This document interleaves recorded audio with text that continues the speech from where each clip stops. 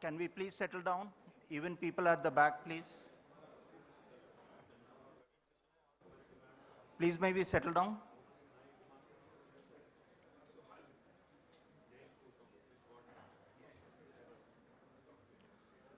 So with your permission, we'll start. Thank you. Honorable Minister IT, Industry and MAUD, Government of Telangana, Shri KTR Ramarao Garu, Mr. Jayesh Ranjan, IAS, Principal Secretary, Industry and Commerce and IT, Electronic and Communication Department, Government of Telangana, my good friend Deepak Bagla, Managing Director and CEO Invest India, who's joining us virtually, Mr. C.K. Ranganathan, Chairman, CIS Southern Region and Chairman and Managing Director, Kevin Care Private Limited, who's also joining us virtually. Dr. Krishna Ila, Chairman and Managing Director, Bharat Biotech International Limited. My good friend Vagesh Dikshit, Vice Chairman, CII Telangana and Managing Director, Alpha India Private Limited. Dignitaries and officials of the government, captains of the industry, friends of the media, ladies and gentlemen, a very good morning to all of you. It is my privilege to welcome you all to the annual meeting of CII Telangana and the Telangana Leadership Summit with the theme India at 75, Catalyzing Change for a New India. During the beginning of the year, we set out with the objectives of working closely with the government, industry and institutions to encourage sustainable and inclusive growth in the state and enhancing the competitiveness of the industry. But as you all know, the entire world and the nation had to go through the second wave of this black swan event, COVID. All the planning and strategies were changed suddenly, and safety and health became the top priority of any individual. We had to go through many challenges with respect to healthcare infrastructure such as oxygen supply, shortage of manpower, drugs, and hospital beds. Fortunately, the impact of the second and third wave on the real economy and the industry was limited in comparison to the first wave, thanks to the vaccination, learning from the first wave, and measures taken by the government. I must especially appreciate the government of Telangana for their proactive leadership, sir, because of which industry has fared well and functioned well in the state during the COVID, in comparison to several other states, including the other southern states. A big round of applause for them. The leadership of the state government is quite visionary and has driven one of the youngest state of the country to be more progressive and dynamic in the state in the country. With their vision, they have made Telangana a model state for industry in the country and brought significant investments, providing right ecosystems for industries to flourish. As we all know that COVID-19 pandemic is a crisis that has shaken up the entire world economy. Every once in a while, we are faced with this event that gets entrenched in history and changes the course of the future generations. It forces business leaders to rethink and reevaluate the overall approach on how to face a crisis. But the businesses by nature are problem solvers, and it is said that every crisis there's an opportunity. Today, many leaders have redefined the organization goal and objectives, reimagined their business model.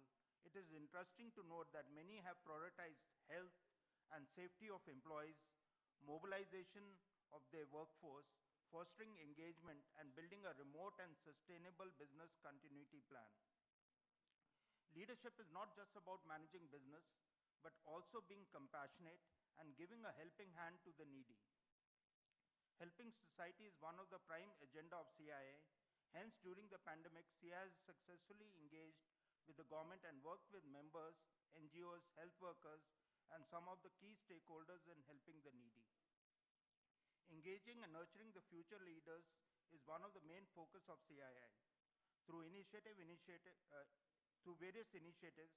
CII has been able to focus on developing the competitiveness of the industry in the state and encourage the leaders of industry in their journey, cutting across in several industrial sectors.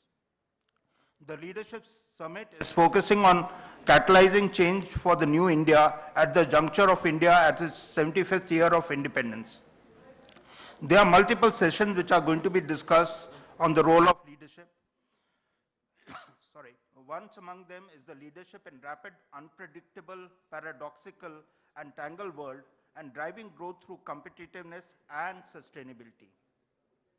Senior leaders from industry from various sectors would deliberate on their journey and share their learnings in terms of leading from the front in a volatile condition and drive the organization with competitiveness and sustainability.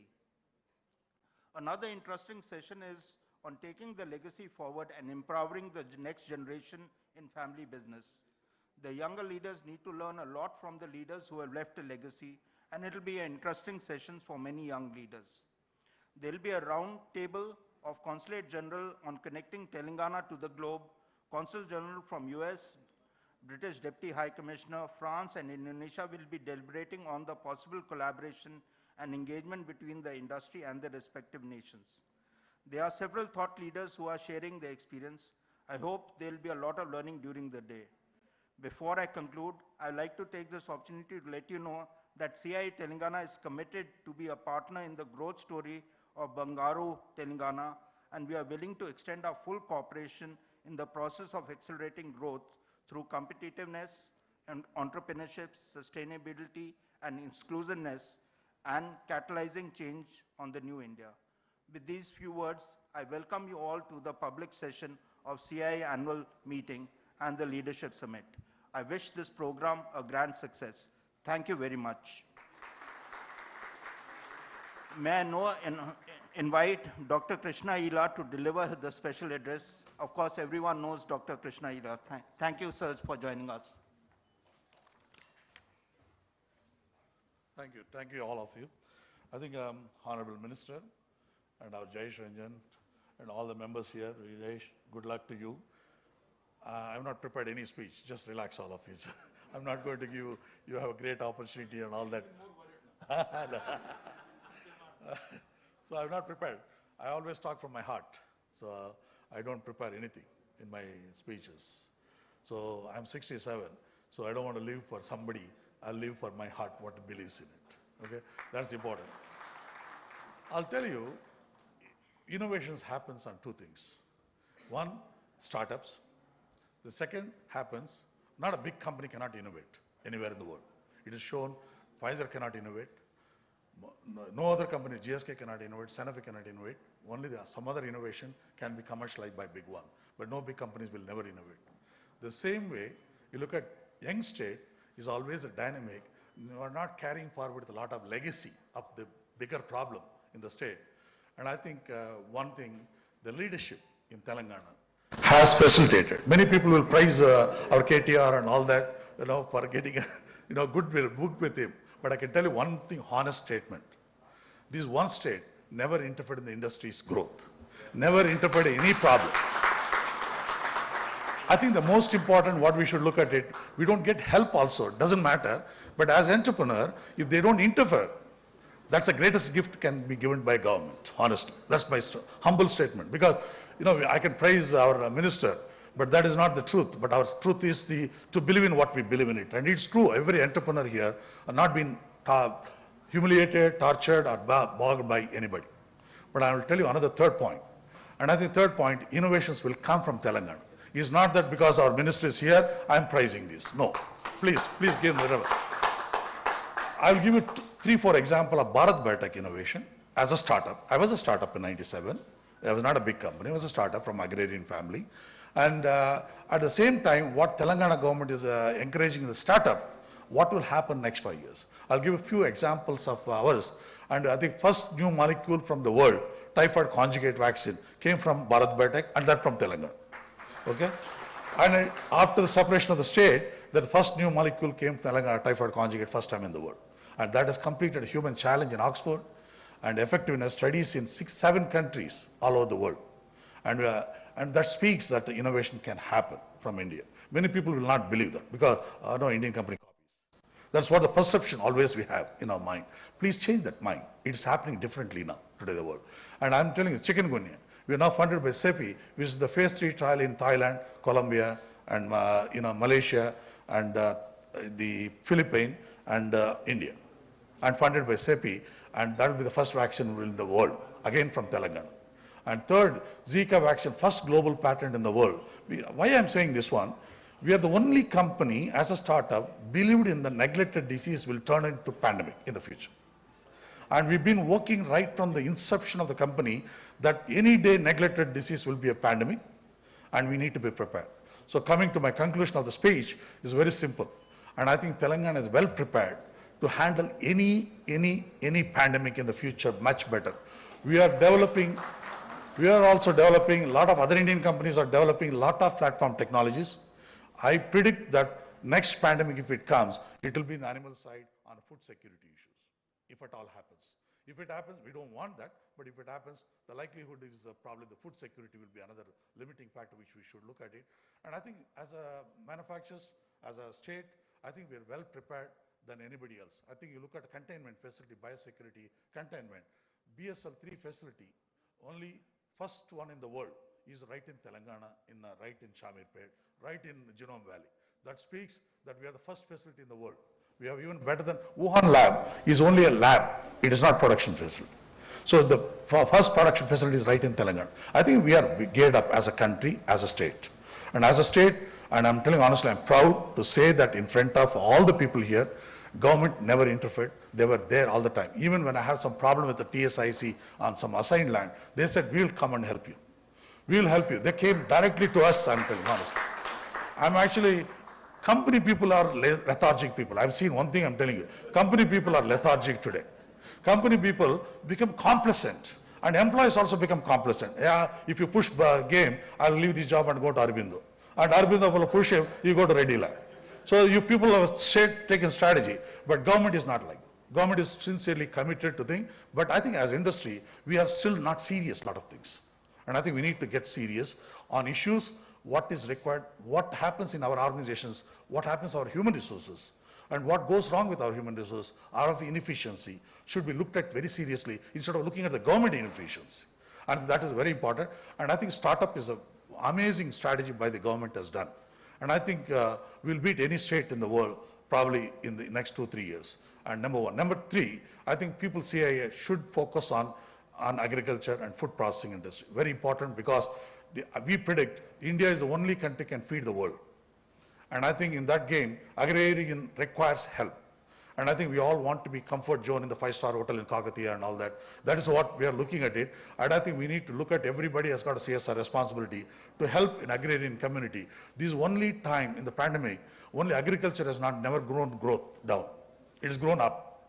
And I think the Indian farmers have done a tremendous job to the country's progress. And I think we are grateful to all the Indian farmers of this country. What we can add value to the producers? How can we add from Nizamabad turmeric, how can we add value to that? And how can we export 20-30% of the turmeric to other part of the world so that the market price of turmeric can go up in Nizamabad? And I think we are all entrepreneurs, genius people, and I think you need to look at strategically and put small, if you can't do the business, you put your money into some startup who can do the job. It's not that you have to be selfishly do everything yourself. You can do with some other partnership. I think look at it, partnership is the only game to succeed, and I wish you luck. Thank you very much for giving the opportunity.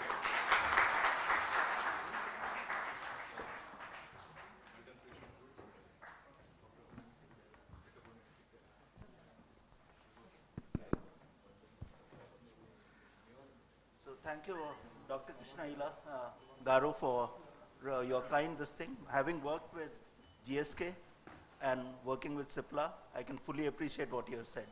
And we'll continue work on agriculture, you being agriculturist yourself. So may I now invite Mr. C.K. Ranganathan to deliver the special address. Over to you, C.K. Yeah, please. Excuse me. C.K., you are on mute. Thank you, Samir. Honorable Minister Shri K.T. Ramarao, Mr. Jayesh Ranjan, IAS, Principal Secretary, Government of Telangana, Mr. Deepak Ubagla, Dr. Krishna Ella, Samir, and Vagesh. Thanks for the opportunity. We are today living in a very complex and a competitive business world. The business, this thing, if you have to look at knowledge, strategy, and execution model, it is what we are living in. Whether the company in a competitive environment, who is more knowledgeable, how do you harness the knowledge to convert into a brilliant strategies? It is not just strategies alone, but how do we execute those strategies? Are we able to execute it flawlessly is a very, very important thing. So we are masters in continuously harnessing the knowledge of the company. It is not accidentally sending somebody to some seminars and so on, but a very well planned knowledge, this thing, if we can enhance the knowledge of our own team members and also create a culture where free flow of strategies, free flow of ideas are able to come and able to execute it, I think we are game. And when it comes to the kind of this thing in terms of CEO's role, very leadership, very important thing. Creating a culture that is how do you make the desirable cultures which will be responsible for the company's success, not only in India but globally. That's a very, very important thing. And leadership always, I think, is a very, very important role. Is this the COVID times? It has created a lot of challenges for us. I think we have emerged far more successfully. We are at the fag end of the pandemic period. This time I would like to say that leadership is responsible for developing active foresight. How industry will evolve, how competition will evolve. I think that's a very, very important role. And if you don't simulate that, and we will be caught by surprises. And that's a very, very active role leadership need to play. And also an important role, very successful organization across the world. The middle and junior management run the day-to-day, and top management, the leadership players, are mostly looking at only spend about 25 to 30% of their time in running day-to-day, or enhancing, facilitating, or solving problems of the day-to-day to achieve these short-term goals. And they are actively, most of the time, 70% of the time, is spent in inventing the future. How do you invent the future? It is how you kind of this thing is able to prepare and invest time in creating a future, a clear plan, coming out with brilliant ideas. These are areas in terms of leadership need to focus. And while I was talking about culture, adaptability is a very, very important thing. How do we adapt in a continuously, in a very evolving, a very dynamic world? The challenges are many. I can say the way the digital challenges now, and if you don't embrace the digital technologies, you will be extinct. And that's very, very important. But many companies are thinking that, okay, slowly it will happen.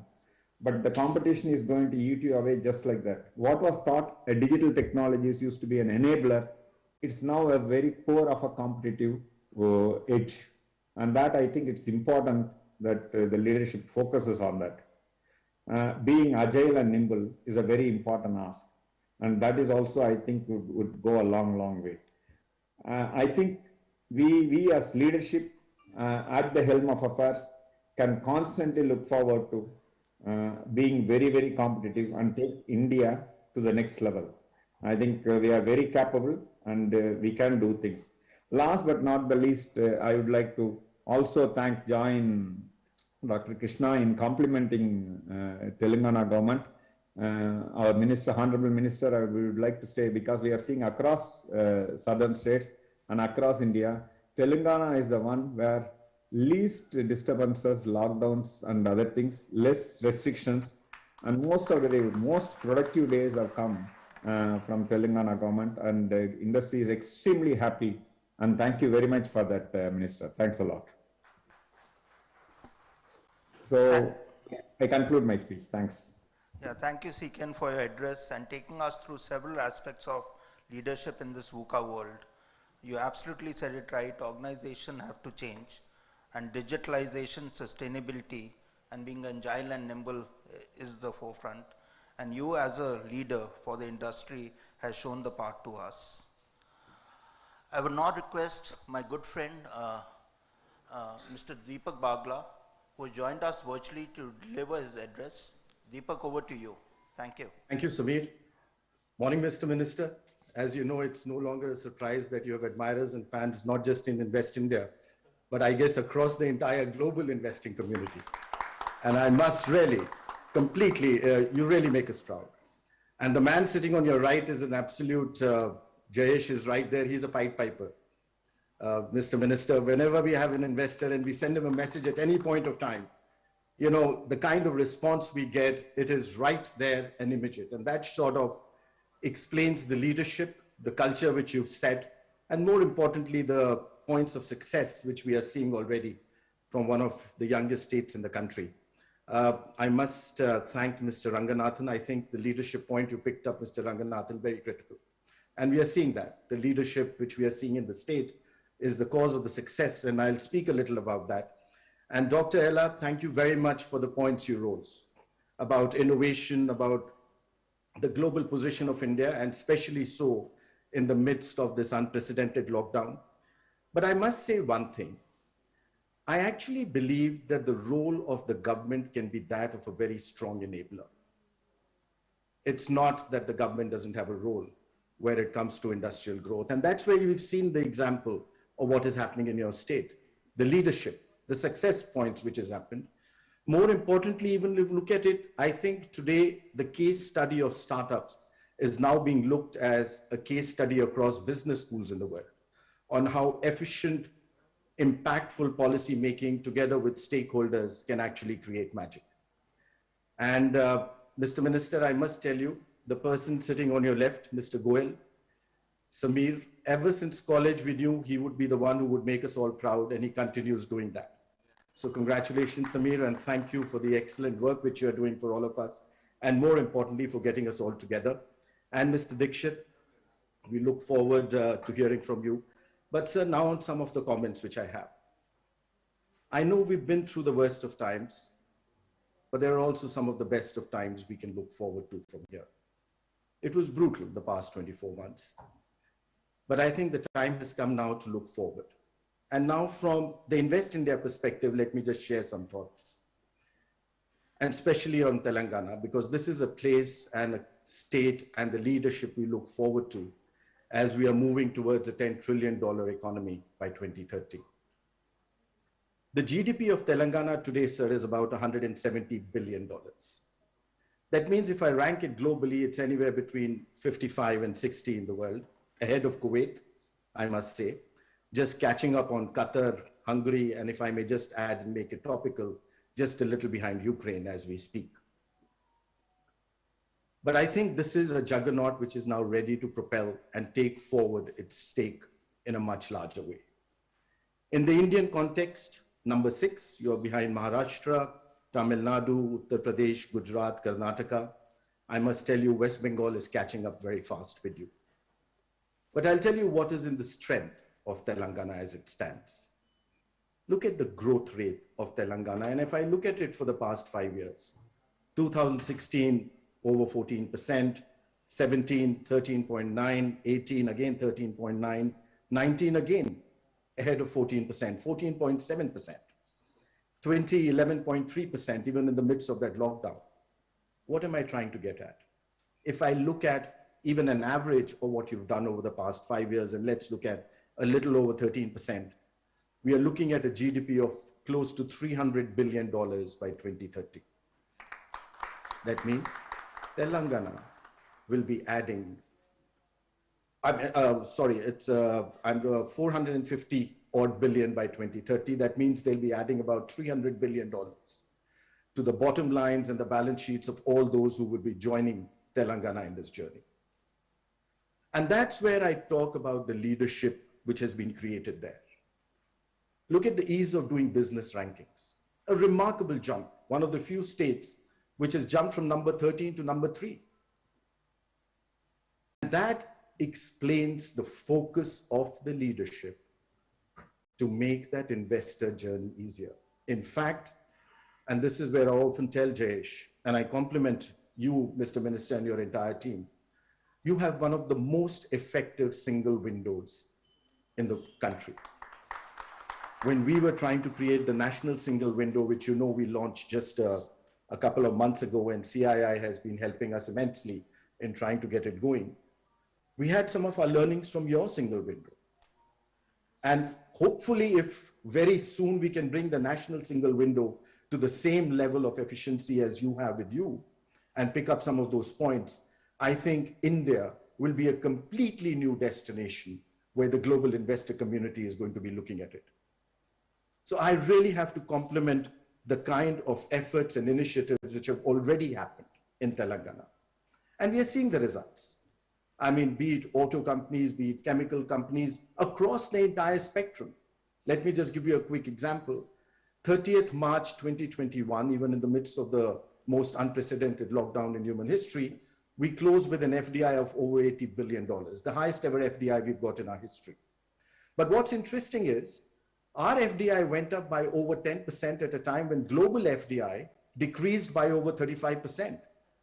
In fact, we were one of the few countries, probably the only one of the top 2 or 3, which moved its ranking from number 8 to number 5.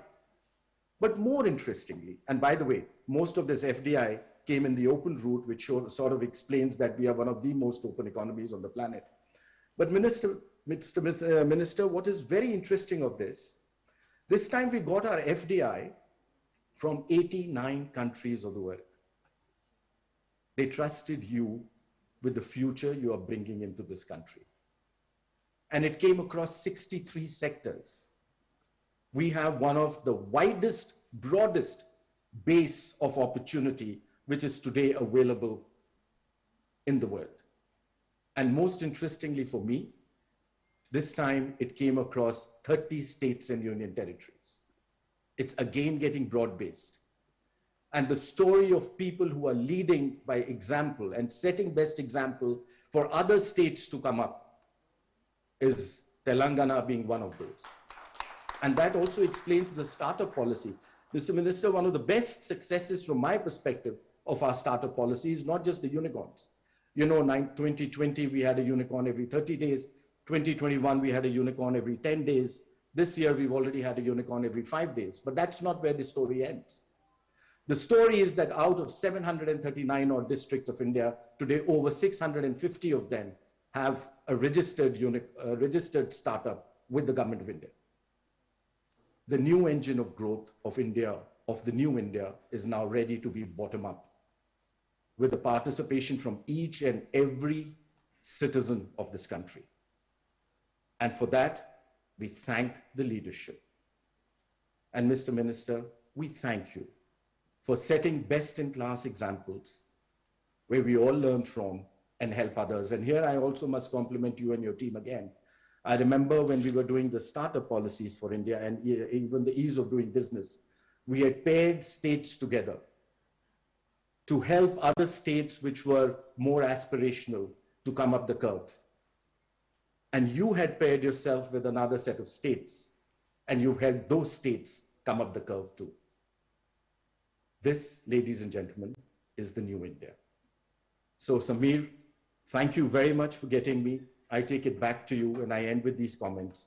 But I really have to thank you and CII for the partnership they have had with us and the support which they continue to provide to take this journey forward. Thank you again, and back to you. Thank you, Deepak. Really pleasure to listen to you, and really proud that you could make time. You are at the control room, I know, and you are now ensuring that all our students who are in your train do get back safely, a lot of them from Telangana. So thank you very much, and also thank you to success of Invest India. You have had global applause thanks to your leadership. Thank you once again, Deepak. Really appreciate your time. A big round of applause for him. May I now invite Mr. Jayesh Ranjan to deliver the special address. Over to you, Jayesh. Thank you. Honorable Minister, Dr. Krishna Ella, Mr. Samir Goel, Mr. Vagish Dikshit, Mr. Jayesh, Mr. Ranganathan, Mr. Bagla, various past chairpersons of CII, senior industry leaders, ladies and gentlemen. This is the time of the year when this annual ritual of leadership change happens in CII. So let me begin by congratulating and complimenting Mr. Goyal and his team for their able stewardship during this very difficult times. They have been of enormous help and support to the government. So my personal thanks to you, Samir ji. And at the same time, I would also like to welcome Mr. Vagish Dikshit and his team and look forward to a very exciting partnership in this coming year. This is also the right time for me to mention a few important priorities of the government in which we require deeper commitment and engagement from the CII. Not to suggest that CII has not been forthcoming in these matters, but I would request for much more strong and deeper engagement. The first thing which comes to my mind is, Honorable Minister keeps talking about it, is our young workforce and the people who are on the verge of joining the workforce. Actually, Minister Sir has given a nice term for them. He calls them think force. And that is something which we feel very positive and optimistic about, because the size of the young population in Telangana, their aspirations are very, very strong. But we all have a collective responsibility in ensuring that they are properly skilled and trained. And for the last few years, for the last 4 or 5 years, we have been working with, let us say, the universities, the State Higher Education Council, CII itself, of introducing a very strong program of internships and apprenticeships. We have reached somewhere. It is not to say that we have not made any progress at all, but a lot of ground needs to be covered. And since Mr. Dikshit, you are taking over and you have yourself led from the front when it comes to matters of internship, apprenticeships, etc., I would like this culture to be permeated across all members of CII. And during your tenure, I would like CII actually to give some kind of a commitment or take a pledge that every member company will adopt or will accommodate X number of student interns, X number of apprentices from the nearby ITIs, polytechnics, colleges, universities.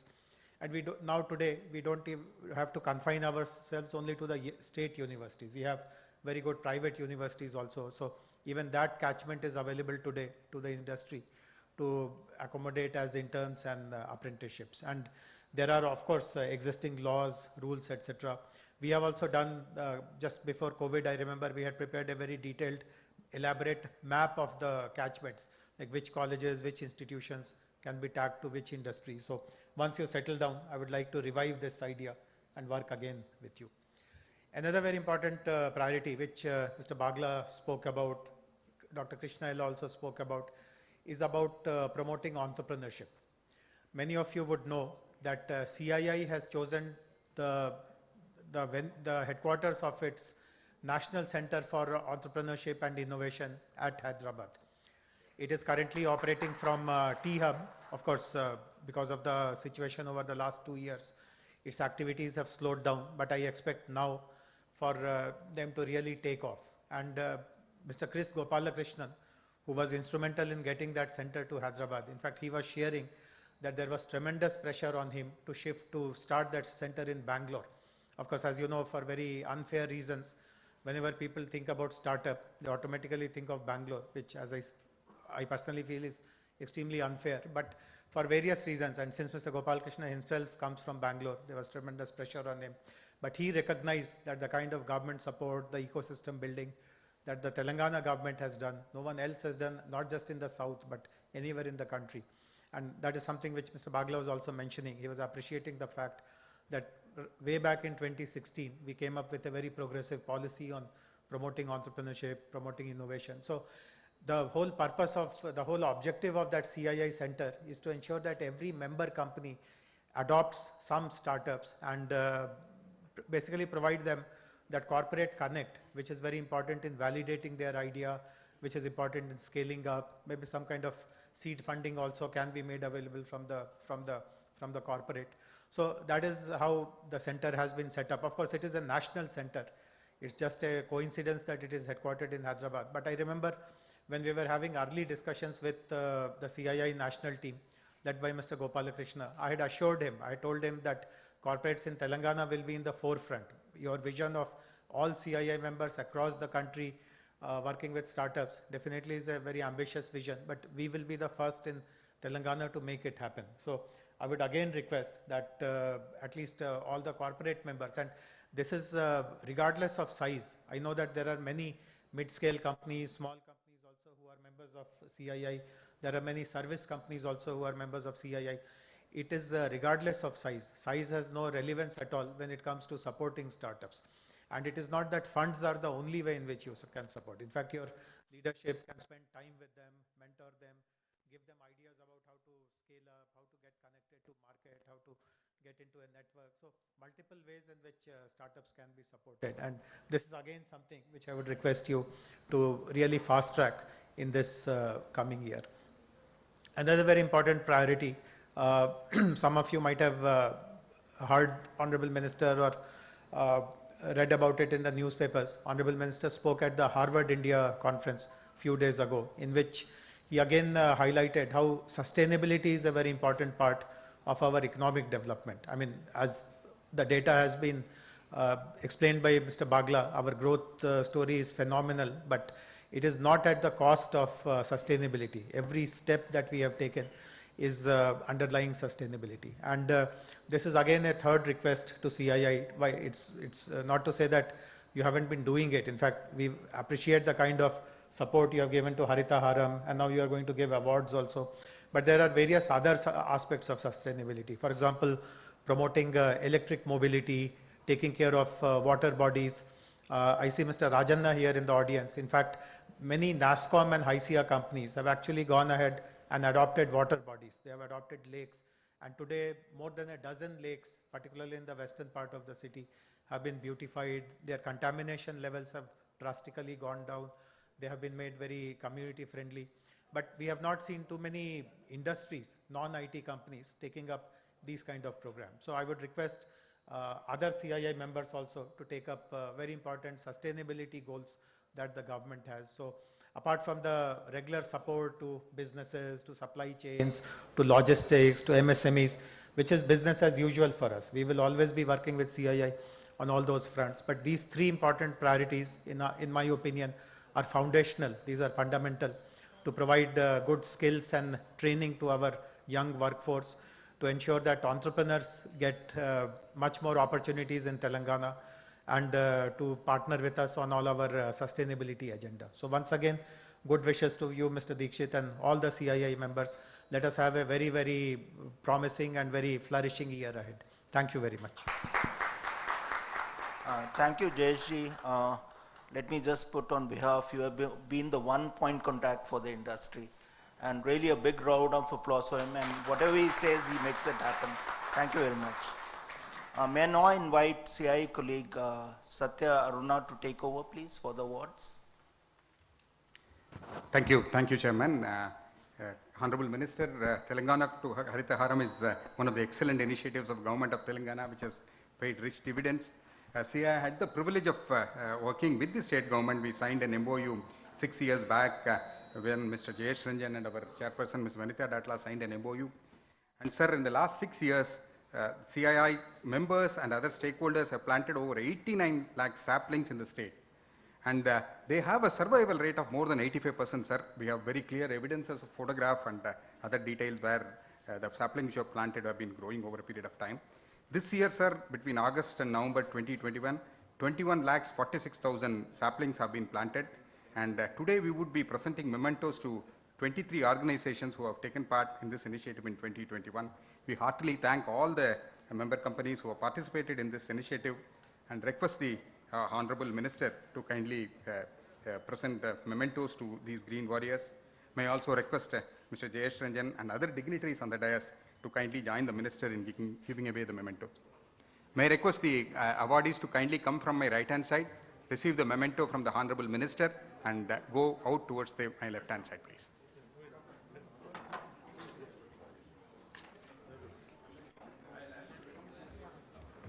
Thank you, sir. So I would be announcing the companies one after the other. You can kindly come and receive the awards. So the first organization to receive the award is ITC Limited Paperboards and Specialty Papers Division. I would request Mr. Sanjay Singh and his team to kindly come and receive the award, please.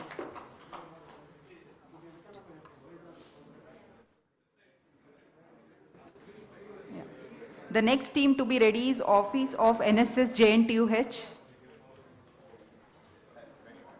I would request ITC team to kindly come and receive the award, please.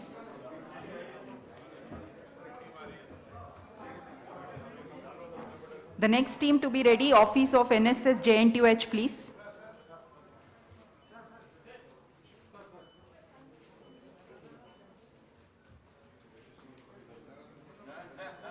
The next team to receive the award is Office of NSS JNTUH. I would request Vijay Lakshmi to kindly come and receive the award, please.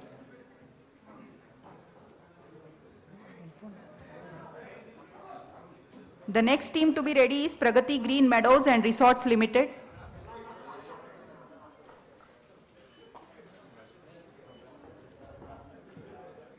I would request Pragati Green Meadows and Resorts Limited team to be kindly ready, please.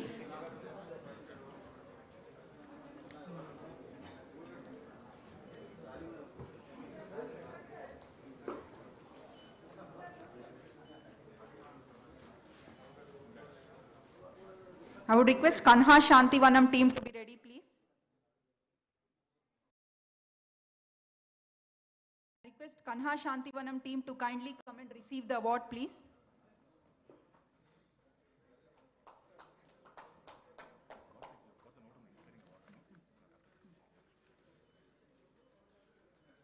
I would request Saint Limited team to kindly be ready, please.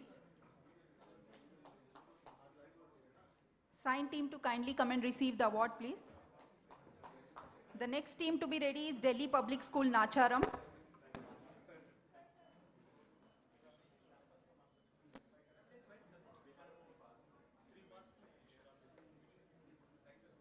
The next team to receive the award is Delhi Public School Nacharam. I would request the principal and the team to kindly come and receive the award, please.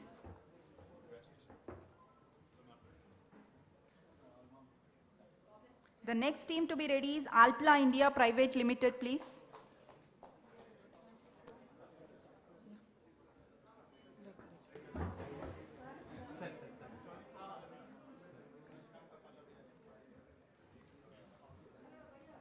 I would request Alpla India Private Limited team to kindly come and receive the award, please.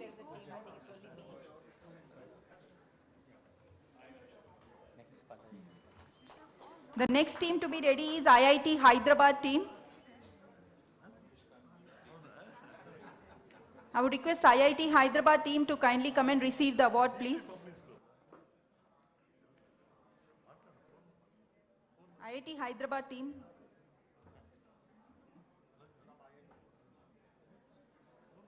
The next team to be ready is Delhi Public School Nadargul.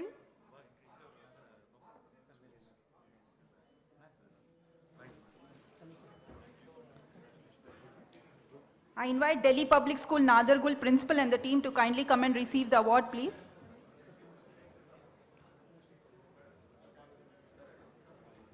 The next team to be ready is Kendriya Vidyalaya Boinpalli Secunderabad. I would request the principal and the team of Kendriya Vidyalaya Boinpalli Secunderabad to kindly come and receive the award, please.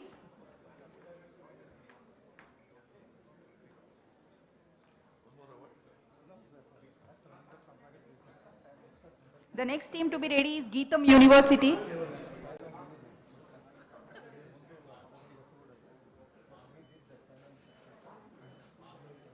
I invite the team of Geetham University to kindly come and receive the award, please. The next team to be ready is Parsi Zoroastrian Anjuman of Secunderabad and Hyderabad, please.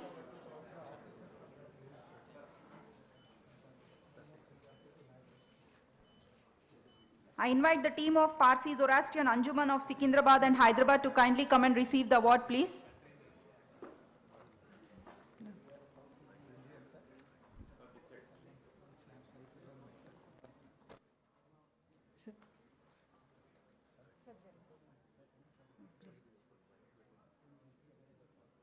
The next team to be ready is DDMS AMS Obul Reddy Public School Jubilee Hills, please. I invite the principal and the team of DDMS AMSP Obul Reddy Public School to kindly come and receive the award, please.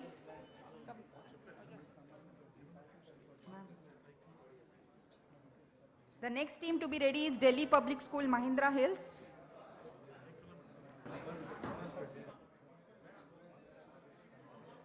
I invite the team of Delhi Public School, Mahindra Hills to kindly come and receive the award, please. The next team to be ready is Pallavi Engineering College, Nagol.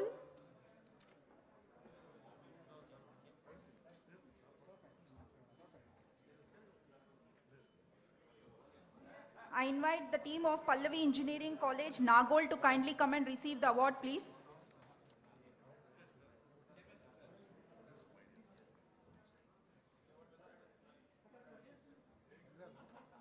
The next team to be ready is Pallavi International School, Gandipet. I invite the team of Pallavi International School, Gandipet to kindly come and receive the award, please. The next team to be ready is Pallavi International School, Kisara.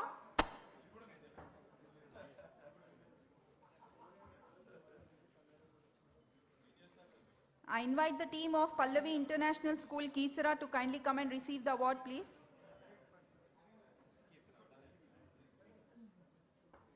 The next team to be ready is Pallavi International School, Alwal.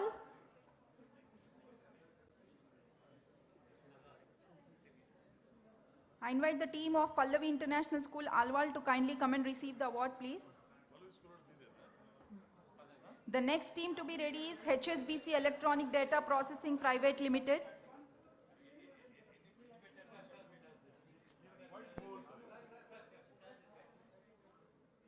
I invite the team of HSBC Electronic Data Processing India Private Limited to kindly come and receive the award, please.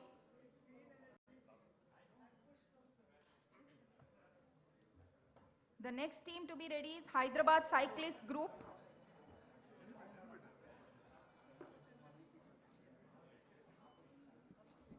I invite the team of Hyderabad Cyclist Group to kindly come and receive the award, please.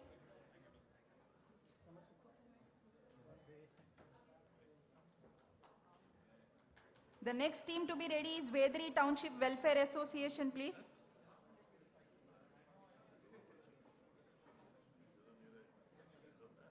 I invite the team of Vedri Township Welfare Association to kindly come and receive the award, please.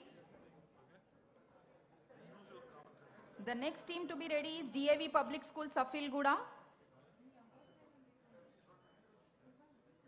I invite the principal and other team members of DAV Public School, Safilguda to kindly come and receive the award, please.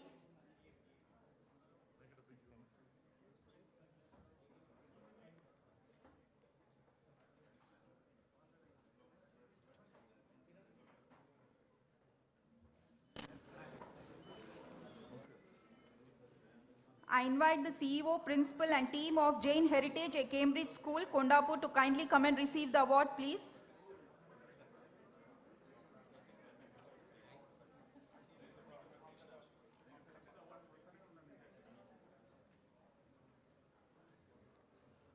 I invite the team of Jain Heritage at Cambridge School, Kondapur to kindly come and receive the award, please.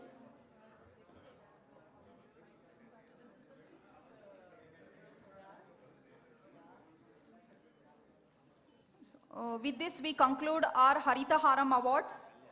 Also, we have Inspiring People Practices Awards. CII Telangana launched the Inspiring People Practices Awards in 2020 to honor organizations in Telangana which have excelled in people practices and are a source of inspiration. The winners for the Inspiring People's Practices Award this year are Tata Consultancy Services for their impressive practices on talent acquisition and onboarding. I invite the team of Tata Consultancy Services to kindly come and receive the award, please.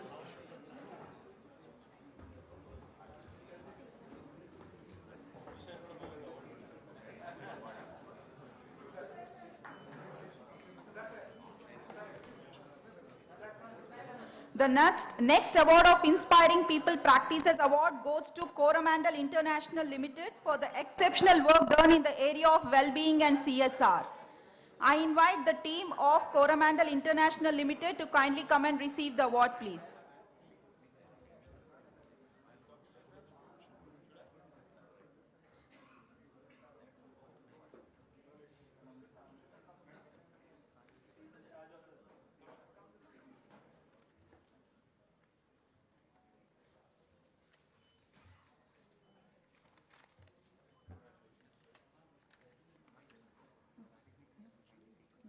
I request all the audience to be kindly seated and the dignitaries also. We conclude this award program and then I hand over this to our chairman, Samir Goel. Thank you.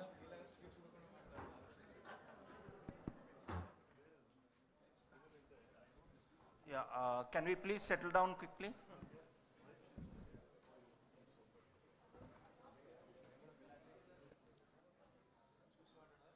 So thank you everyone. Thanks, congratulations to all the awardees. Please continue to do the good work. Now it's my honor and privilege to invite our beloved and honorable minister, Shri KTR Ramagaru, to deliver the address. Over to you, sir. Thank you. Thank you, Samirji. Thank you to the entire team of the Confederation of Indian Industry. Now I've actually understood the success of attendance in a CII meeting. Need I say more? I don't know.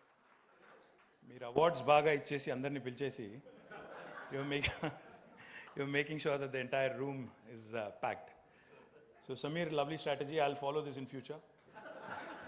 Congratulations on completing your term, and Vagish, congratulations on assuming the mantle of chairmanship of CII Telangana.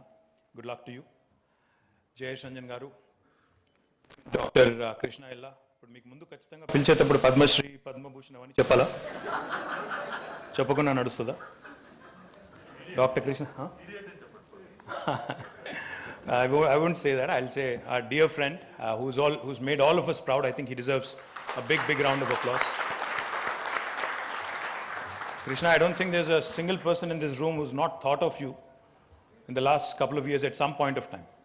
Krishna phone cheste vaccine ఏమైనా తొందరగా దొరుకుతుందా, పిల్లలకి ఏమైనా vaccine ఇచ్చేయొచ్చా, లేదా ఏదో రకంగా కృష్ణతో మాట్లాడి మా స్టేట్కి కొన్ని ఎక్కువ వ్యాక్సిన్లు తీసుకోవచ్చా. I think everybody has gone through that.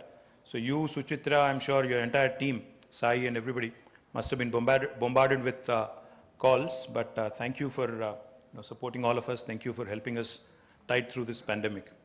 Deepak ji, thank you for staying on. मुझे लगा कि गवर्नमेंट ऑफ इंडिया नॉर्मली बोलता है निकल जाता है, बट आप यहाँ पे हैं.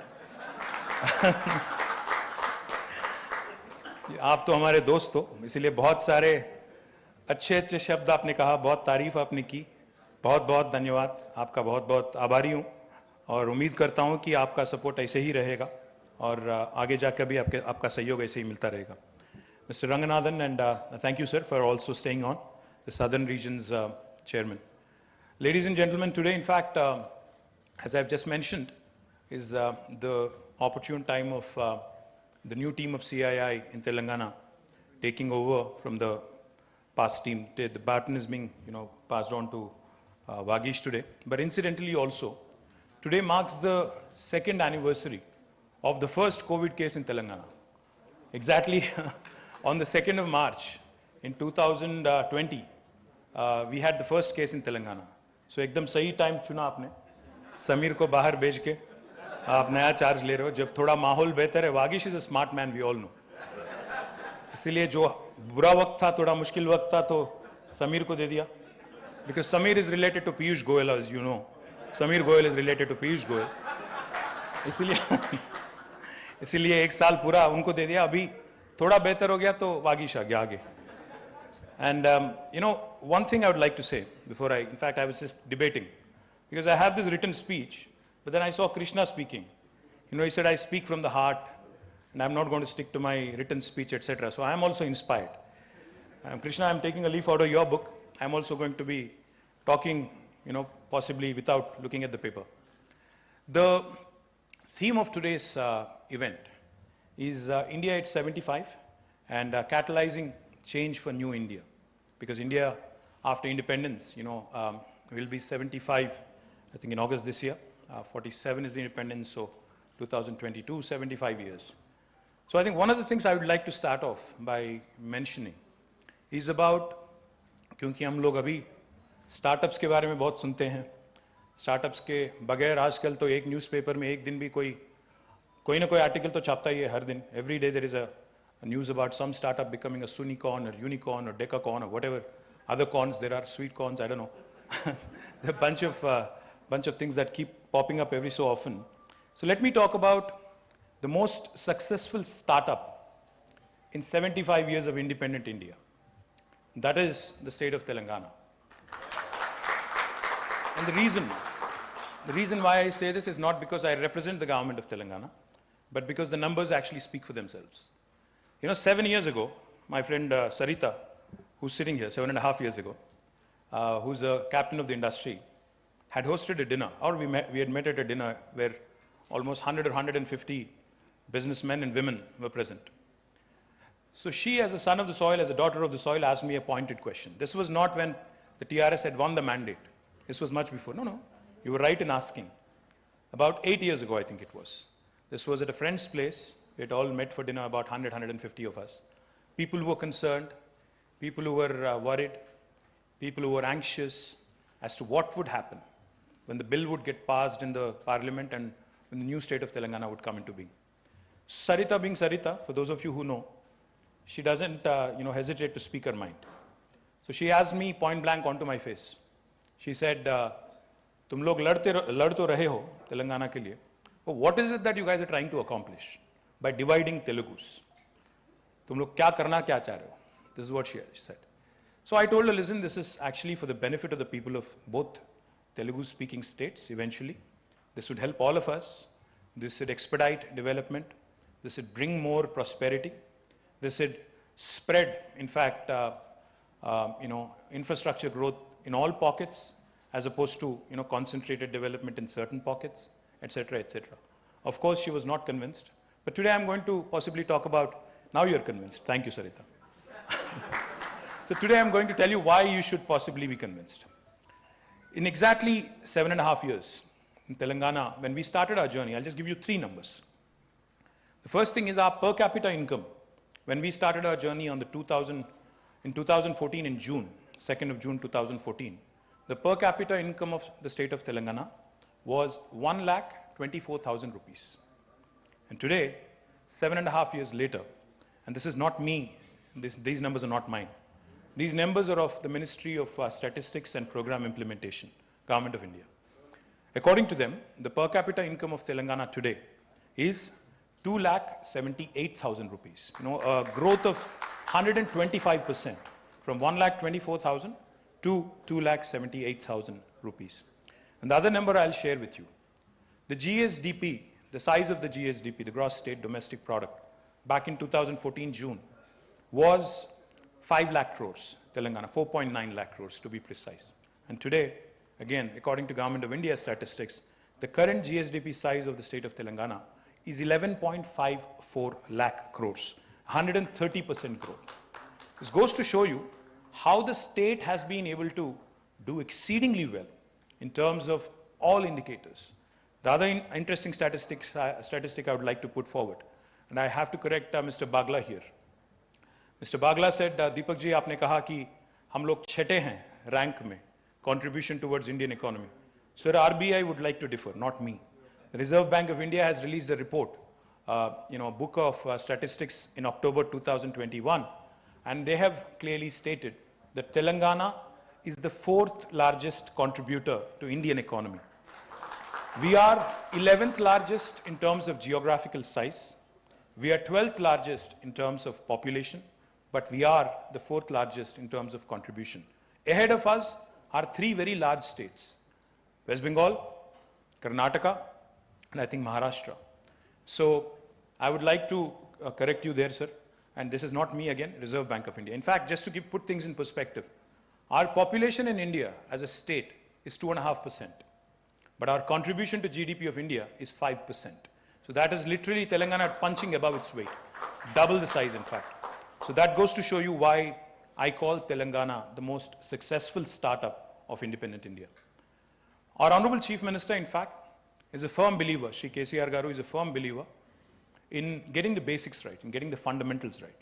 While, it's easy to talk about emerging technologies, it's fanciful to talk about all the cool things that are happening all over the world, the hyperloops and other things of the world. It's easy, it's all nice talk, but I think a country like India, which is still a developing nation, should get its basics sorted.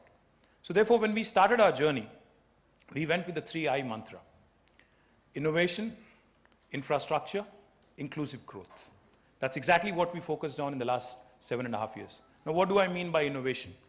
Innovation in today's world is often misconstrued as being, disruption in the technology area, startups, etc., etc. But innovation can happen on many, many fronts. I was amused to hear Krishna when he said big companies cannot innovate. I beg to differ, Krishna. In fact, even big companies, can innovate, should innovate if they have to, they want to sustain, if they want to remain around. Because otherwise, you lose your edge, you basically lose your mojo, and you are gone in no time. Because if you think about it, 20 years back, Yahoo was a big name. Today not, and I think each of us in this room, or most of us in this room, the younger lot may not remember that, but most of us in this room had a Yahoo account.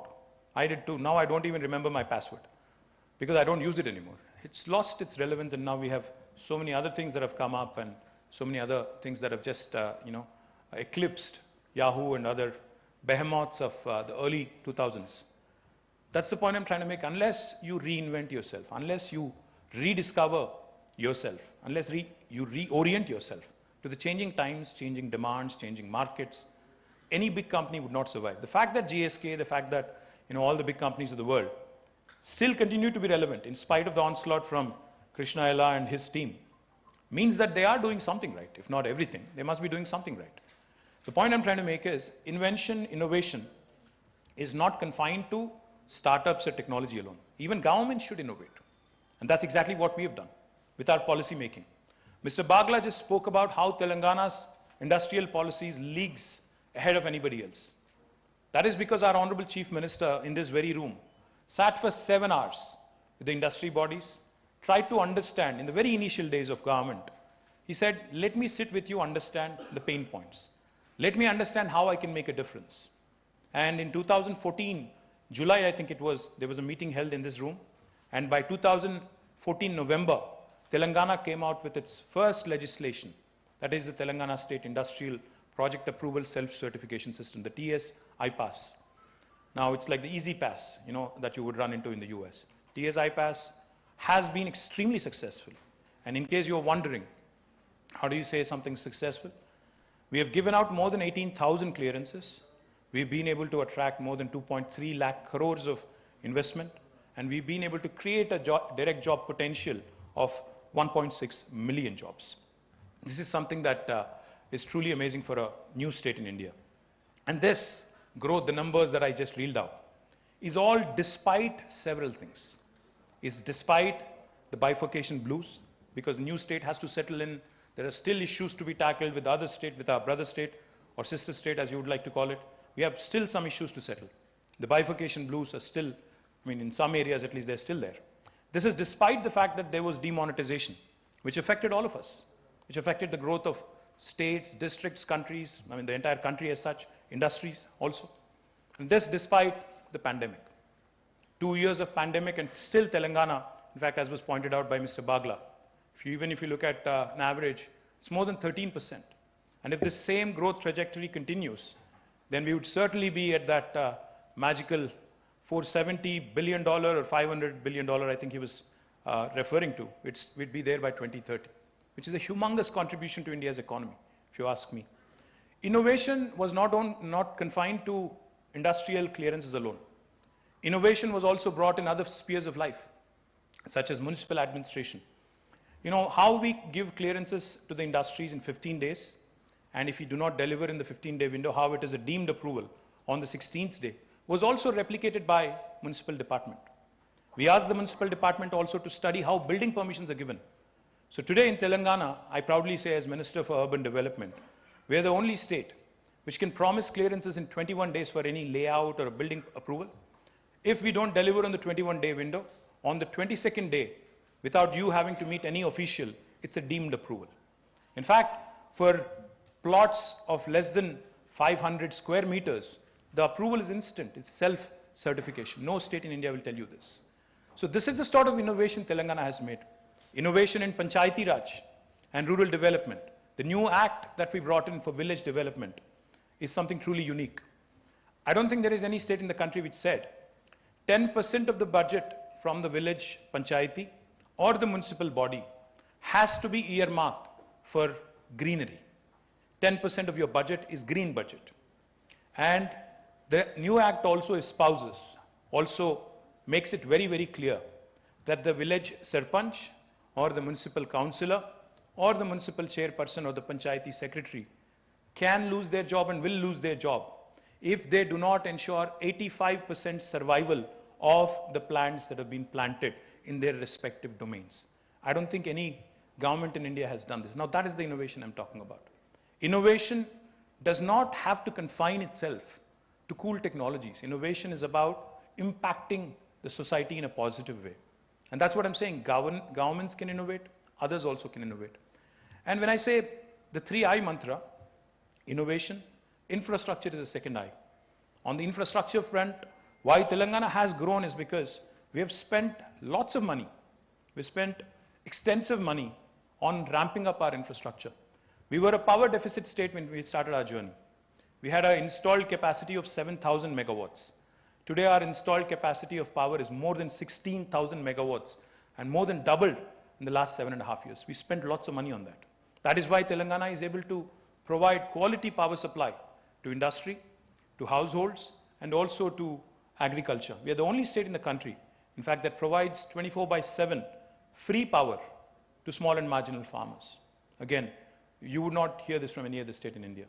Infrastructure not only in power, drinking water.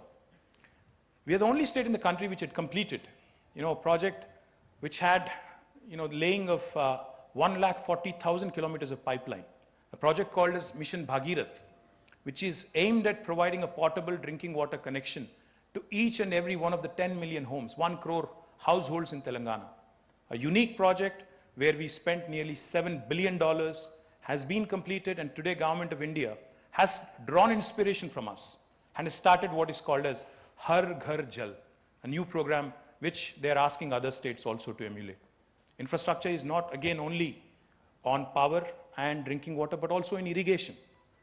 I don't know how many of you in this room know this.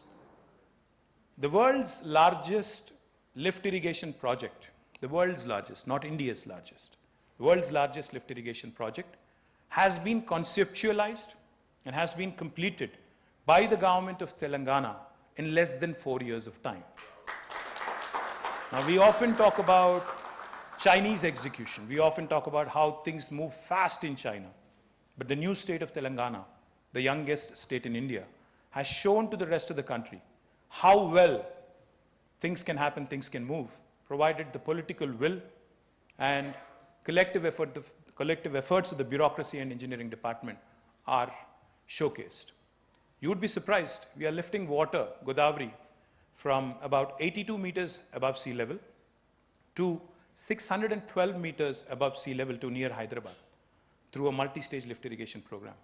And we are engaging some of the biggest pumps in the world, pump sets in the world, 137 megawatts of pumps each, with about, I think, 6 or 7 running in tandem to lift water from such a long distance. This is again a very, very unique kind of a model that Telangana has been able to champion.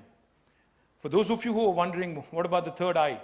Innovation is good, infrastructure is fine. What about inclusive growth? Telangana has shown this country that inclusive growth can be showcased. While we focused on industrial growth, we did not let down our agriculture potential. Today, I'm proud to share with you, agriculture's contribution to the GSDP back in 2013 was 16%. Today, in 2021, our agriculture contribution to the state's GSDP has increased by 5% to 21%, which is humongous. 5% increase is not easy. And I can assure you of one thing, Dr. Krishna Illa said, if there is a next pandemic, it is likely to be on the animal side affecting our food security. I can confidently say this. No matter what happens in the rest of India, Telangana will not only be secure with its agriculture produce, we will be able to support other states in the country if that happens. I hope it does not happen, but we will certainly be there to the rescue of the rest of the country as well. The reason why I say this is because our agriculture produce has increased so much that even Food Corporation of India, उन्होंने भी हाथ उठा दिया, बोला कि हम procure नहीं कर सकते हैं आपके साथ, इतना ज़्यादा आ रहा है, इतना ज़्यादा पैडी आ रहा है प्रोड्यूस आपसे, तो हम नहीं खरीद सकते हैं आपसे. That is the level of increase in agriculture produce that Telangana has been able to showcase. You know, at one point of time, Punjab was called the granary of India. But today, proud to share with you, Telangana is that granary. We have replaced Punjab and we are the granary to the rest of India. The point I'm trying to make, gentlemen and ladies, is that while Telangana continued to grow industrially at 13% or more, our agriculture produce also, because we focused on agri, but we did not let down our farmers. We came out with innovative schemes. I talked about innovation. Our Honorable Chief Minister came out with a program, Farm Input Subsidy, called as Raitu Bandhu. 75 years of Indian independence, no other leader, no Chief Minister, no Prime Minister thought about it, of doing a direct benefit transfer to our farmers. We are the first state in India, in independent India, to have come out with a policy where the farmers have been given 5,000 rupees per crop. And for 2 crops, we are giving them 10,000 rupees per acre every year. And the kind of money that is being spent is about 15,000 crores per annum to about going to about 62 lakh farmers in the state of Telangana. This has again inspired Government of India to launch what is called as PM Kisan. So innovation need not be confined to certain areas. The other thing I also wanted to mention, you know, while Telangana continued to grow industrially, we also ensured that environment was not affected. Proud to share with you, just a couple of days ago, the entire country's Indian Forest Service officers were in this very room. I was here talking to them. The entire country's principal chief conservators of every state was here. And they were telling us that Telangana today ranks number 1 according to Forest Survey in terms of increasing the green cover. Our green cover increased from 24% to 31.7% in the last 7.5 years. Our industry continued to grow, but our green quotient also continued to grow. So that goes to show you, inclusive growth can happen. Industry and greening can go together. Industry and environment can prosper together. Agriculture and IT can prosper together. Aerospace and also other sectors, social welfare, can also travel together. And we can continue to do a fine balancing act. And that is where Telangana sets a benchmark and sets an example for the rest of the country. Now, I can go on about Telangana. You know, it's my fiduciary responsibility. I do believe that the country has to do well. We also have to look at what else needs to be done in the rest of the country. One of the things, and please don't think I'm being critical, Mr. Bagla, but I would like to point out certain things because प्रधान मंत्री जी ने बुलाया था एक meeting 2019 में, जून में, और उन्होंने बहुत सारे पॉलिटिकल पार्टीज को बुलाया जिसमें मैं भी गया था एज अ पार्टी प्रेसिडेंट. तो वहां पे जाने के बाद उन्होंने पूछा, आज़ादी का 75 साल होने वाला है और बापू का 150th एनिवर्सरी भी आ रहा है, तो एक नया भारत खड़े करने के लिए क्या करना चाहिए. तो मैंने यही चीज़ बताया उनको. मैं वही चीज़ आपके सामने भी दोहराना चाहता हूँ, वही चीज़ मैं रिपीट करना चाहता हूँ. तो मैंने कहा उस दिन उनसे कि India needs to think on scale. India can not be thinking still as a developing country. The one point I'd like to make on this. For those of you who know, you would appreciate it. For those of you who do not, I would request you to think about it.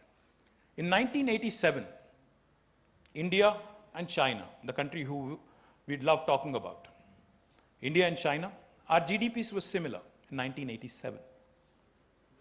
This is not so long ago, only 35 years ago. But today, 35 years later, our GDP is 2.4 trillion. Correct me if I'm wrong, Mr. Bagla, but I think it's at about 2.4, 2.5 trillion. And China is $16 trillion. They're more than 5 times bigger, 5.78 I think it is. What happened? How did they surge ahead? Why are we left behind? Similar countries, similar size, geographically, population-wise, thoda idhar-udhar, but we're almost there. How come they are at 16 trillion? We are at 2.4, 2.5 trillion. What happened? I think we need to ask ourselves a few questions. You know, we keep reading news and I'm thrilled. Mr. Bagla said, you know, we've been able to attract investments a lot of FDI into the country, 30 states and union territories, diversified, have received investments, have received FDI. Yes, we are growing without a question. We are looking good, but are we doing enough to compete with a country like China? I don't think so. The reason why I say this is, when the pandemic hit us, you can ask Krishna, you can ask any of the biotech captains, you can ask the vaccine makers, you can ask the pharmaceutical companies, who were we dependent on for APIs? Where was all the dependence? If China had shut shop, if China had said no, what would have happened? I think our industry would have suffered a great deal. Today, we see news every single day. Automakers are not able to produce to demand. Maruti, Suzuki has scaled down, Toyota has scaled down, many other car makers and automakers have scaled down. Why? Because of shortage of chips. 75 years. While a small country like Taiwan is able to create multiple fabs, while a small country like Singapore is able to create multiple fabs, a large country like India, one of the largest economies of the world, how come we were not able to create a fab of our own? How come we are dependent on Taiwan and Singapore and others for chips 75 years after? How come we couldn't actually do much on that account in spite of several attempts that have been made? I know there is an attempt being made even now as we speak. Some PLI scheme, $10 billion of commitment, etc. I'm not trying to be negative, I'm not trying to be critical. I'm just trying to point out two statistics. One of the largest employers of this country, especially for blue-collar workers, is textile industry. Today, China produces nearly 34 to 40% of world textiles. Next time you are buying a shirt at Van Heusen or Allen Solly or some other place, there's a 40% chance that it could have been made in China. There is an 8% chance it could have been made in Bangladesh. There's a 7% chance it could have been made in Sri Lanka. What are the chances that it could have been made in India? A 4% chance. We only account to 4% of textile and apparel production of the world. With such a large think force, such a large workforce, and a sector that has the potential to employ millions of people, why are we lagging behind Bangladesh and Sri Lanka? Question that we need to ask ourselves. Can we not have these centers through a textile policy, apparel policy, have centers running in the tier 2, tier 3 towns or even smaller towns in the hinterland? Can we not have them in Uttar Pradesh, Madhya Pradesh, Bihar, and all these states that continue to hold us back in terms of our growth? Today I proudly say my state is doing well. But I also feel as an Indian, I feel sad when I look at Uttar Pradesh. They are lagging behind. There are 22 crore people in Uttar Pradesh. What is their contribution to GDP? 15%. We have 4 crore, we contribute 5%. Uttar Pradesh is 22 crore, they contribute 15%. Why? Because of our strategic inability to come out with innovations, our strategic inability to actually rethink our own selves.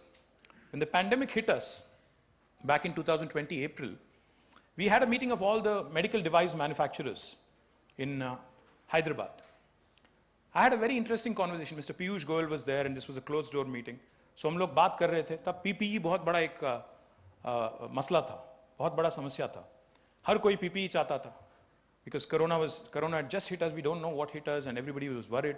The staff was worried, the medical fraternity was worried. The doctors, the nurses, they were not wanting to go to a Corona patient without a protection equipment.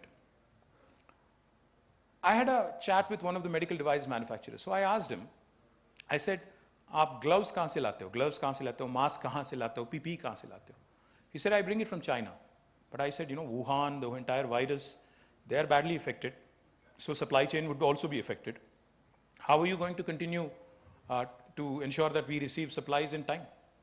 That gentleman said, sir, it's a sorry state of affairs, but it actually, अगर मैं यहाँ produce करता हूँ, यहाँ manufacture करता हूँ India में, it is more expensive than if I import from China. Now we should be asking ourselves that question. I request CII, you're a neutral platform. See, if I say this, Government of India will think since I am politically not aligned with them, मैं criticize कर रहा हूँ. You're an industry body. What stops you from asking Government of India this fundamental question? कि ऐसा क्यों है कि हम कोई यहाँ पे मैन्युफैक्चर करते हैं वो ज़्यादा कॉस्टली हो जाता है जबकि हम लोग अगर इंपोर्ट करते हैं वो तो चीप बनता है। ये क्या लॉजिक है?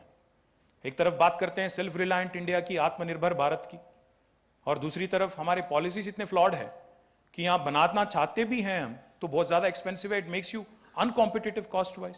So how will you survive in this environment? Any hospital will not procure from you.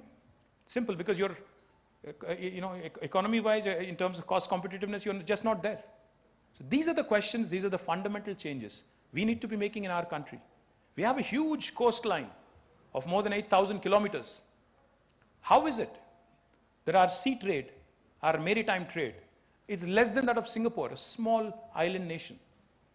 The number of containers that are handled by Singapore port are much higher than all the container load that is handled by all of our ports put together. Is it not a matter of shame? The number of transshipments handled by Colombo port is actually much more than that of our top 4 seaports. Is it not a matter of shame that we can't even make our ports transshipment hubs in spite of being such a large country? I don't even want to talk about our highways and highway speeds and truck movements and truck speeds, etc., etc. The point I'm trying to make is, it's good to have ideas and slogans. Make in India, great slogan. But we need to back it up with reforms and policy. We need to actually have a solid policy backup saying, yes, make in India, don't just assemble in India. Agar if you make in India, you're competing with large manufacturing countries like China. When will that happen? How will that happen? Unless you think on scale. I've been requesting government of India कि अगर आपको China के साथ मुकाबला करना ही है, we've been saying this for the last 4 years, 5 years, you need to think on scale. China has these large industrial parks, 70,000 acres, 50,000 acres. There's a place called Shizhou. There's an industrial park in 70,000 acres. Why is size important? Because it brings about economies of scale. It reduces the cost of production. What is the biggest industrial park in India? What is our size? Today, Telangana is conceptualizing a pharma city which is in about 14,000 acres. Even for that to happen, it's a huge, humongous task. We've already created and set up India's largest textile park in Warangal in about 1250 acres of land. And we've been asking government of India to support us. कि कुछ support करो, अगर कोई राज कुछ करना चाहता है. पहले तो policy paralysis से दिल्ली में सुनते नहीं है. उनको जैसा दीपक जी ने कहा, ग्रोथ आ रहा है. मैं ये नहीं कहता कि ग्रोथ नहीं आ रहा है, but that is happening by default. I am sorry.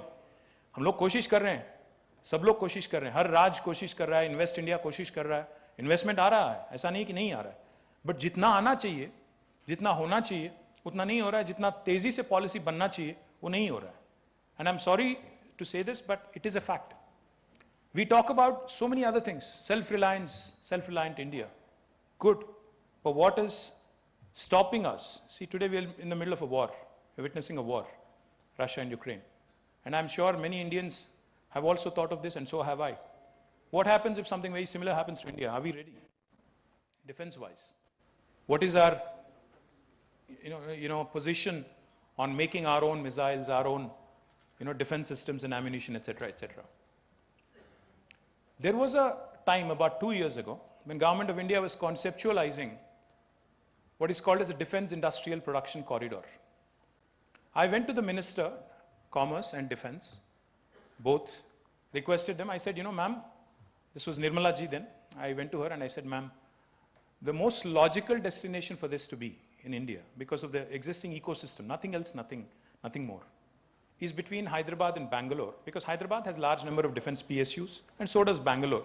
So it would make a great deal of sense to have this defense industrial production corridor between these two large cities, and it will actually hit the ground running, so to speak. She said, no, but the decision is already made. I said, on what basis and where? She said, the decision is made, it would be in Bundelkhand. I said, what is in Bundelkhand?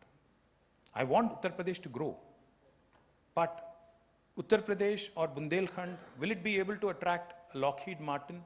Will it be able to invite a Sikorsky, or will it be able to invite some of these large aerospace companies and give them the confidence that you can hit the ground running? She said, no, the decision is made. The point I'm trying to make is, if you really want India to prosper, India to grow, support the current ecosystem, support the growing ecosystem. Support the states which are doing well. I am all for supporting UP, Bihar, Madhya Pradesh, Rajasthan. I have nothing against them. They are, of course, my sister states in India. I want them to grow. I want them to contribute to my country. I want my country to be a first world country. But our policy making has to be in sync with what we have. We have to play to our strengths. We cannot say क्योंकि उत्तर प्रदेश में 80 Lok Sabha seat हैं तो हम वहीं पे कुछ लगाएंगे, क्योंकि तेलंगाना में 17 है, हम यहाँ नहीं करेंगे, और उत्तर प्रदेश में योगी जी हैं, उपयोगी हैं भारत सरकार के लिए, तो वहां लगाएंगे, और तेलंगाना में केसीआर है जो कि हमारे लिए उपयोगी नहीं है, तो यहां नहीं लगाएंगे. बट तेलंगाना भी तो आप ही का भारत का हिस्सा है. तेलंगाना कोई दूसरे देश में थोड़ी है ना. ये मैं एक इंस्टेंस की बात नहीं कर रहा हूं, काफी सारे इंस्टेंस हैं मैं जो कोट कर सकता हूं, बट नहीं करना चाह रहा हूं. I would also let you know, Mr. Bagla, that the whole Atmanirbhar Bharat package, that 20 lakh crore economic stimulus, अभी जितने मेरे सामने यहाँ पे बहुत सारे बिजनेस लीडर्स बैठे हुए हैं, मैं बहुत कॉन्फिडेंटली कह सकता हूं मिस्टर बागला कि 20 लाख करोड़ की जो इकोनॉमिक स्टिमुलस की बात की गई, it has been a huge disappointment, sir. I'm sorry to say this, but it has not worked. It has not helped our MSMEs. Lakhs of MSMEs have shut shop in the last couple of years. I think now is the time to introspect, to think forward, to think ahead, come out with a very realistic strategy, and not just numbers and figures which just look good on the paper. My humble submission to the CII is, if I speak and if I make a point, it will be misconstrued and it will be reported as political criticism. It will be looked at as criticism from the opposition benches. But a neutral body, a body which has, I'm sure, members of all hues and shades of all political affiliations in its organization, such as the Confederation of Indian Industry, if you espouse the cause of India, if you espouse the cause of how India needs to grow, India, does not have the luxury of leapfrogging. India needs to pole vault. India does not have the luxury at 75 of abhi bhi leapfrog karenge nahi. You need to really pole vault. You need to really jump ahead, and you need to really be able to grab the opportunity. China se bahut log nikalna chahte hain bahar. Everybody is talking about China +1 or complete exit of China strategy. I will not name names, Mr. Bagla, but I'll tell you one thing. There was a large aerospace and defense company that came to me and that said, sir, हम लोग China से निकल के बाहर आना चाहते हैं, India में लगाना चाहते हैं बेस अपना. But क्या करें हम लोग? Government of India is arm twisting us and telling us to go to Bundelkhand. I don't want to go there. I want to come to Hyderabad. What do I do? So I could not have said, what do? I can't do much there also. But unfortunately, that is the matter.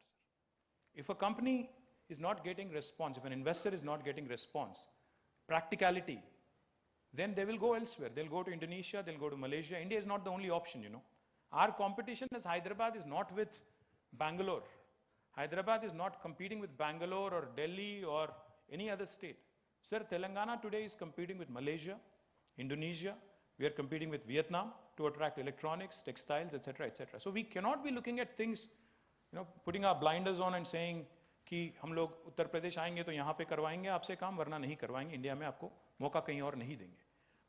My request to CII also is please be bold, reach out to the powers to be in Delhi. आप उनसे झगड़ा करो, लड़ो और पूछो उनसे, demand करो, क्योंकि इलेक्शन भी ज्यादा दूर नहीं है. अब शायद सुनेंगे थोड़ा, तो आगे जाके बात करना पड़ेगा. एक आदमी ऐसे थे जो आपके CII में थे, थोड़े दमदार थे, बोलते थे, राहुल बजाज. बदनसीबी है कि वो गुजर गए, अभी वो नहीं रहे हमारे बीच. He was the man who used to speak his mind. I remember meeting him several times in Davos. He was not afraid of speaking his mind to union ministers and government. बहुत लोग डरते हैं आप में से लोग. मुझे याद है एक इंस्टेंस, हमारा यहाँ पे ग्लोबल एंटरप्रेन्योरशिप समिट हो रहा था, तो फलकनुमा में हम लोग डिनर दे रहे थे. अब नाम तो नहीं लूंगा मैं, उनकी बदनामी हो जाएगी. तो हम लोग इंतजार कर रहे थे वहां पे प्रधानमंत्री की और चीफ मिनिस्टर की. तो बॉम्बे से एक इंडस्ट्रियलिस्ट आए थे यहाँ पे, उनका फ्लाइट खड़ा हुआ था शमशाबाद में, फलकनुमा में डिनर करके उनको जाके अपना फ्लाइट में जाना था. तो वो कह रहे थे कि भाई मैंने तो सोचा कि 9:30-10 बजे तक हो जाएगा डिनर, तो मैं वापस जाऊंगा 11 बजे तक.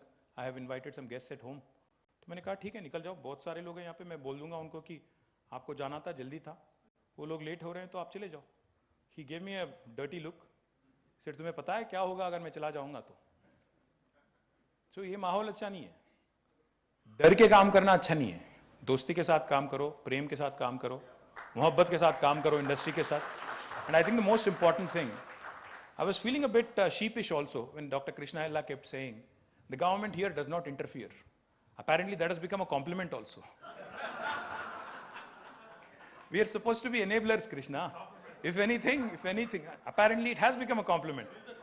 Being unobtrusive also has become a compliment. It's a matter of collective shame.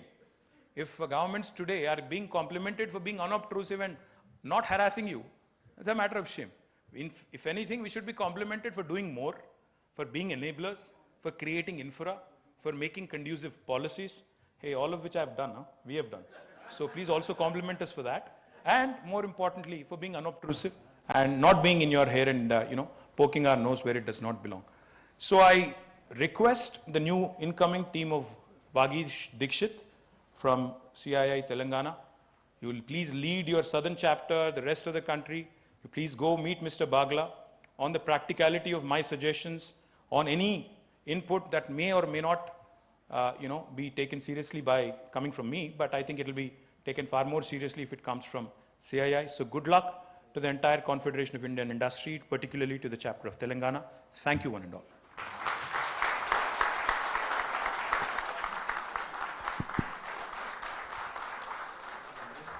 So thank you, sir. It's always a pleasure to listen to your address. The leadership that Telangana really transformed over the last 8 years is testimony to that. And Telangana is becoming a model state. A big round of applause to them. Can we give him a standing ovation? Please. Thank you. Okay, not an issue. Over to you, Vageshi. Thank you.